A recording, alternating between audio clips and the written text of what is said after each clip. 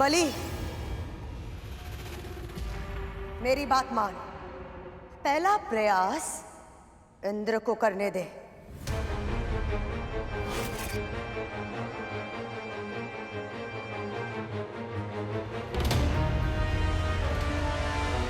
जो आज्ञा मां। जाइए देवराज, अश्व आपकी प्रतीक्षा कर रहा है।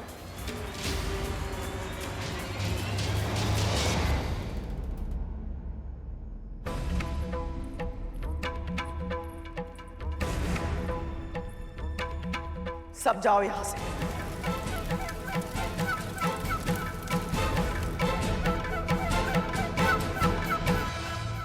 तक तू धूमल, पूरा रसोई घर स्वच्छ करो।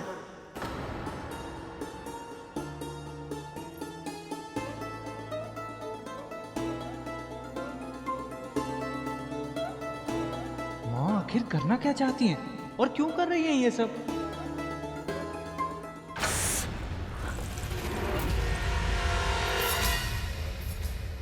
माँ ये क्या कर रही हैं आप?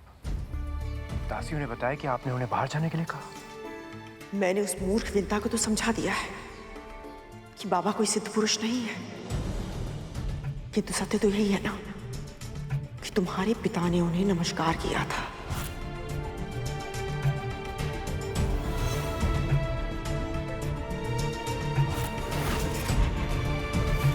इसका तो एक ही अर्थ निकलता है कि वो कोई साधारण पुरुष भी नहीं है। मान लिया कि वो बुढ़ा कोई मायावी नहीं, सिद्ध पुरुष नहीं, परंतु माँ आपको स्वयं ये सब कुछ करने की क्या आवश्यकता थी? आवश्यकता है तक्षक, आवश्यकता है। इतने दिनों तक उस विंता ने बाबा की सेवा करके न जाने कितना पुण्य अर्जित कर लिया होगा। अब मुझे उसकी सेवा करके विंता से अधिक पुण्य अर्जित करना होगा ताकि सारा आशीर्वाद मुझे मिले, उस दासी को नहीं। यदि फिर भी आशीर्वाद नहीं मिला तो? आशीर्वाद में नहीं मिला तो कोई हानि नहीं होगी, किंतु आप उस विंता को और अधिक आशीर्वाद लेने नहीं दोगी।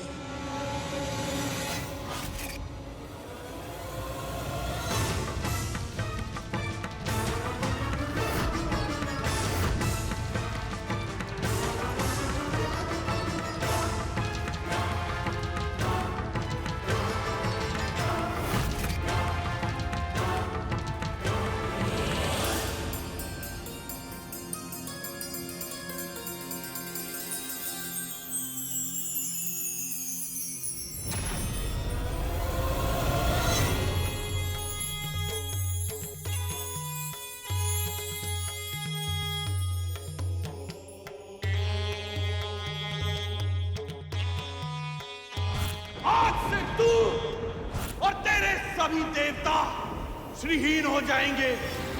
तेरा ऐश्वर्य भूमि में मिल जाएगा।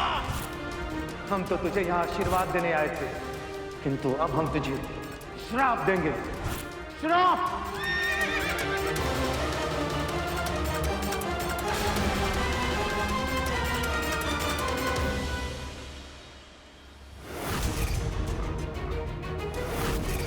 ये अश्व तो इंद्र से दूर जा रहा है और वो कुछ नहीं कर रहा है।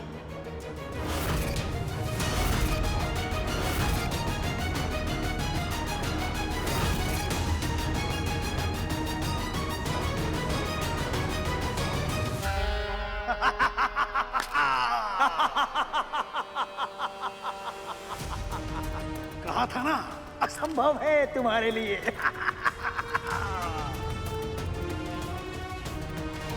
उच्चश्रवा चंचल मन का प्रतीक।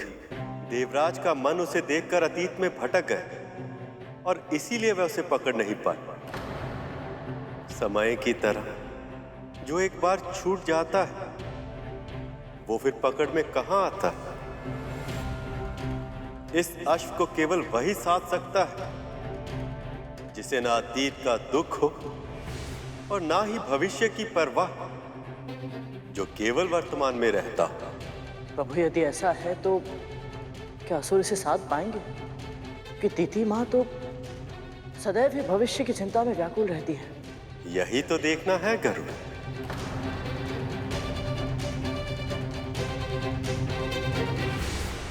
देवराजेंद्र।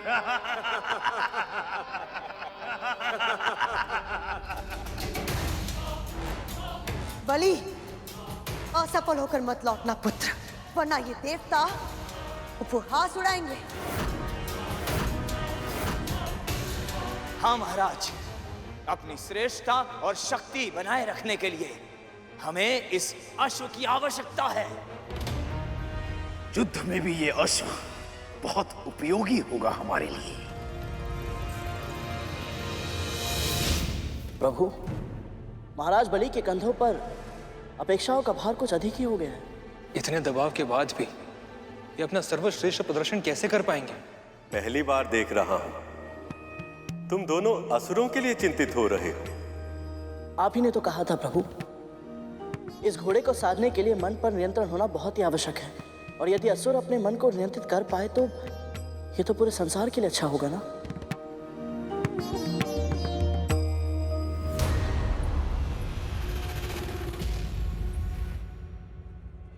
महारानी, आप और ये सब यहाँ क्या हो रहा है? यहाँ जा यहां से। क्या हुआ महारानी? आप ऐसा क्यों कह रही हैं?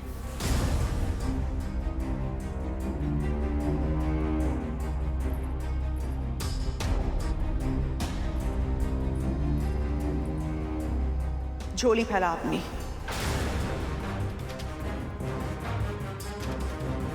अपनी झोली फैला।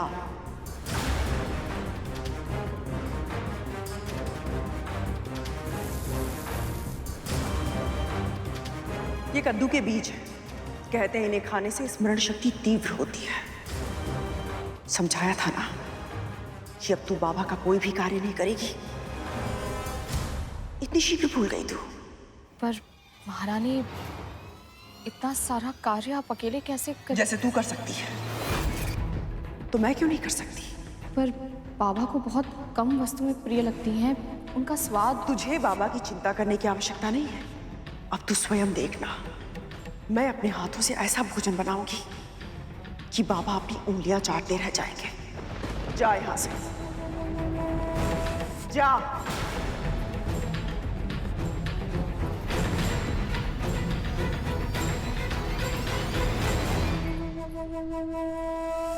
दासी माँ, माँ को क्या हुआ है? ये रसोई में क्या कर रही है? मैं भी नहीं जानती।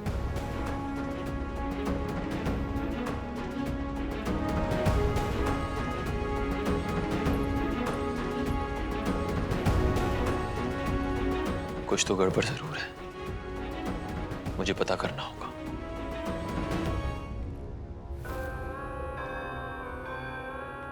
नारायण नारायण। आपने अभी ये क्यों बोला मुनिवर? मेरे मन में तो ये जाप सदैव चलता रहता है असुरराज। मन में यदि इष्ट का नाम हो तो सभी कार्य अपने आप संपन्न हो जाते हैं।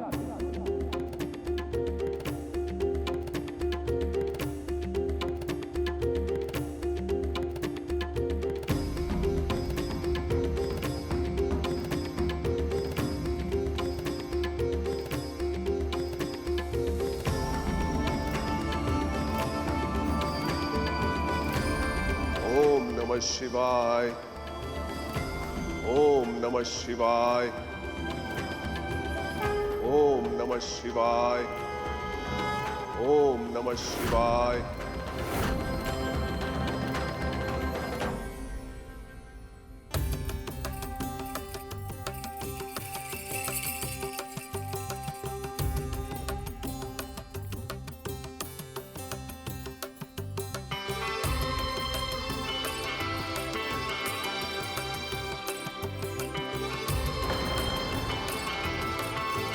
अत्यंत सुंदर महाराज बलि, अत्यंत सुंदर।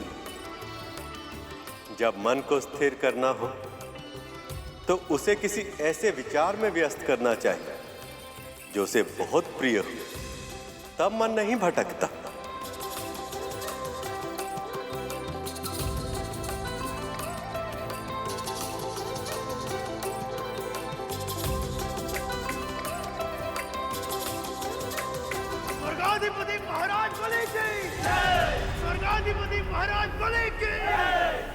स्वर्गाधिपति महाराज बलि की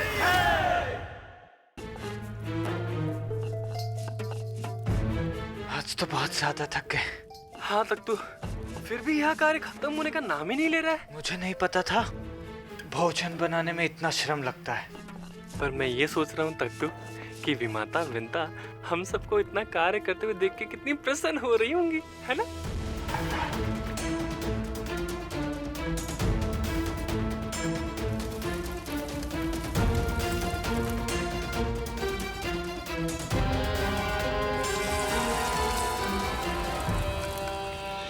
मेरे होते हुए दीदी और उनके पुत्रों को इतना श्रम करना पड़ रहा है।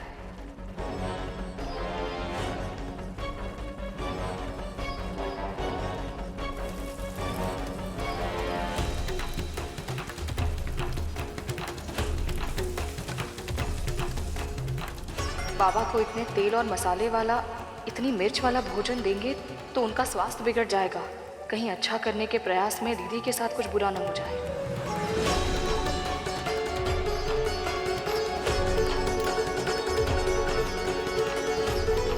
महारानी ये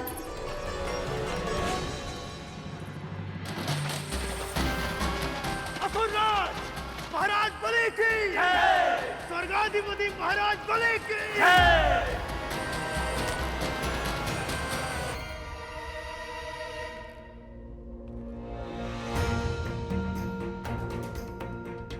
गरुड़ और उसकी मां के प्रति मुझसे अपराध तो हुआ है। अब मैं असुरों के अधीन रहूं, यही मेरा दंड होगा। क्या हुआ गरुड़? तुम्हारी आंखों में आंसू क्यों? पता नहीं भैया, मुझे आभास ही नहीं हुआ कि कब इस बात की पीड़ा मेरे मन में बैठ गई कि इस दिव्य घोड़े के होते हुए भी मेरी मां के साथ इतना अनुचित हुआ। जैसे तुम्हें ये पता नहीं चल पाया था कि कब नाग तुम्हारी पीठ से गिर गए, वैसे ही इसे भी ये पता नहीं चल पाया कि कब नाग इसकी पूंछ से लिपट गए और कब ये तुम्हारी विमाता कद्रू के षड्यंत्र का माध्यम बन गए। अनजाने में ही सही, लेकिन गरुड़ और उसकी मां के विरुद्ध षड्यंत्र में भागीदार तो मैं भी बन गया हूं और इसका अपराध बोध है मुझे। इसलिए मैं वचन देता हूं कि भविष्य में कभी भी गरुड़ को मेरी आवश्यकता पड़ी तो मैं इसका पक्ष लेने अवश्य आऊंगा।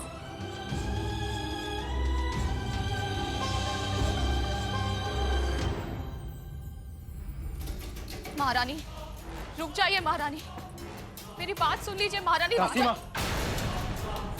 आप माँ का आदेश क्यों नहीं मान रही?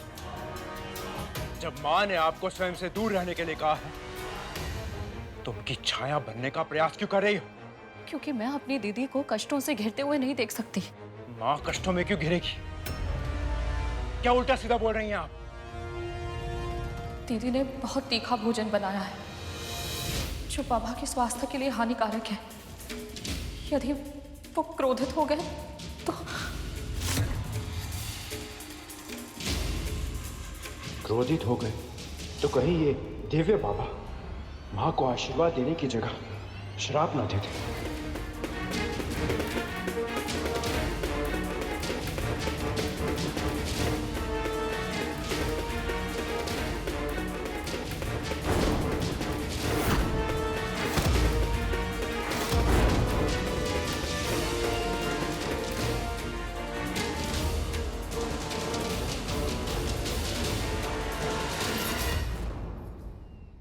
मैं जानता हूं तू मेरी सेवा क्यों करना चाहती है, पर मैं तुझे तेरे उद्देश्य में कभी सफल नहीं होने दूंगा।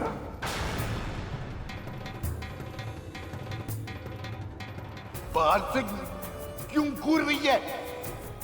पितरा!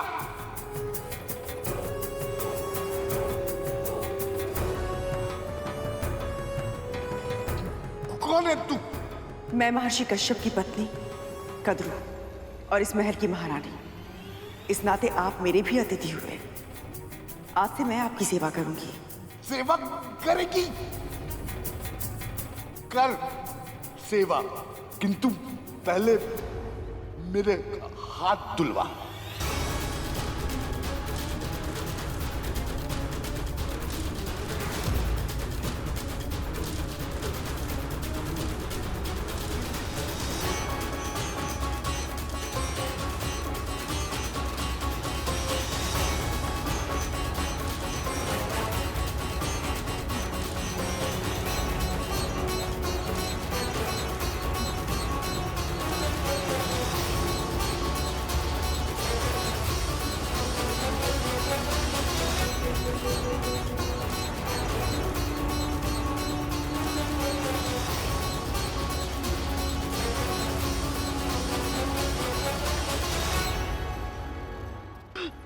दीदी, आप नहीं कर पाएंगे ये।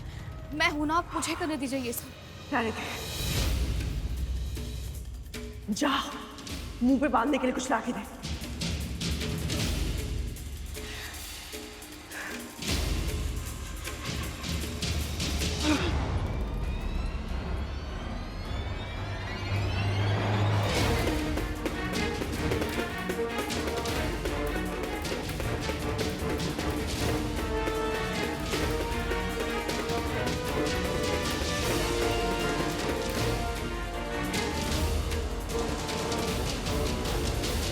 क्या हुआ? दुर्गंध आ रही है?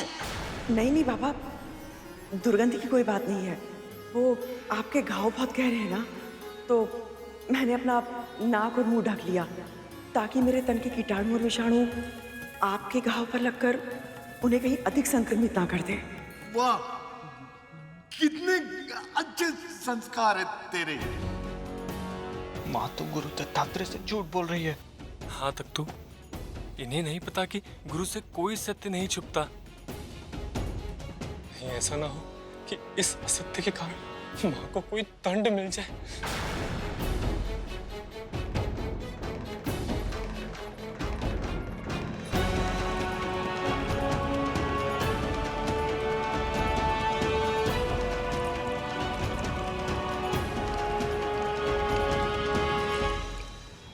अभी तो आरंभ है। अब धीरे धीरे तुम्हें भी उसी अशांति का अनुभव होगा जो गरुड़ को होता था जब वो तुम सबको अपनी मां पर अत्याचार करते हुए देखता था।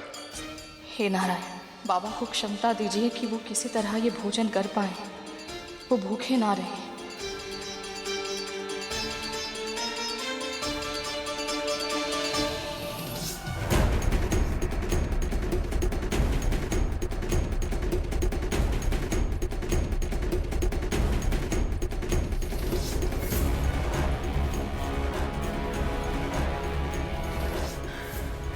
आप ठीक तो है ना दीदी?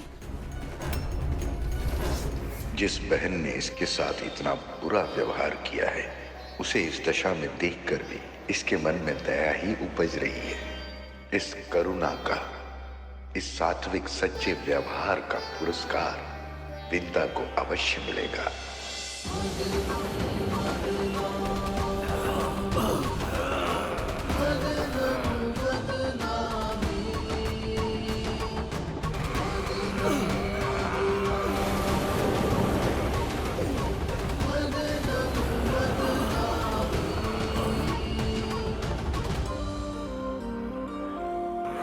और शक्ति लगाओ। अब क्या प्रकट होने वाला है इस समुद्र से? जो भी होगा उच्च श्रवा से उत्तम ही होगा। लगाओ बल।